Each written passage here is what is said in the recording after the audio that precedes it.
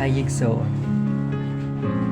gusto lang nako i-share about sa kanang pangalan sa akong page nganong gingalan man ako siya og kanang kaluwasan. It because kaluwasan naga-prefer ni siya sa matag usa sa ato. Dili lang sa ako dili lang sa imuha kun dili kitang tanan. Ang kaluwasan para ni siya sa ato. And through salvation, diri ta maka-gain og kanang lifetime enjoyment or kanang katapusan nga kalipay.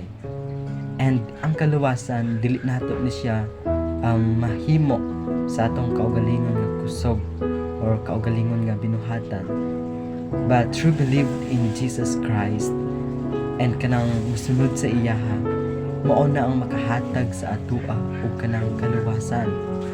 Again, ang kaluwasan nagapresentar ni siya sa matag usa sa atoa if musunod ta sa Ginoo wholeheartedly and aduna tay pagtuo sa iyaha, no? Nanong giganan man ako ni siya og kaluwasan because some of us mura ginabalo wala na lang ang kanang word nga salvation, di ba? Maong daghan kayo ang naga-share sa pulong sa Ginoo dira sa media, sa even sa mga street preaching, di ba? Namin nakita nga nagawali sa dalan, uban sa bus, sa TV, sa radio, di ba? Daghan kayo it because gusto nila ipresentar ang kaluwasan sa matag usa. That's why kung ga-wonder pa ka karon nga naluwas na ba ko or kanang nakay mga pangutana ba nga lisod kayo matubag even ang pastor sa hinaamay ngingana sa nakay pangutana sa mga pastor or uban nga mga magtotoo nga grabe ang ilang kanang pagtuo sa Ginoo. Kung akay pangutana sa ilaw usay dili na nila matubag, even ako kung nakay pangutana sa ako usay dili ti ka matubag. And I would like to share with you kung unsa jud ang kanang tinuod nga kaluwasan. And kung wala pa kaana, no, kung wala pa kaana, you try to settle your mind and kanang kasing-kasing ni ba nga masunod ka sa Ginoo. Kay ang tinuod maka tubag sa imong dugay nga pangutana ang Ginoo ra jud.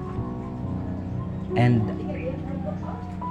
gusto lang nako i-share nga ang kaluwasan para ni siya sa ato ang tanan. That's why ginganan ako ni siya og kanang kaluwasan para kamatata nga dili lang di ay sa kanang mga butang or kanang normal nga mga bahin sa atong kinabuhi ang atong giatubangan ron, but na atay mga ginaatubang in the future even sa spiritual, di ba?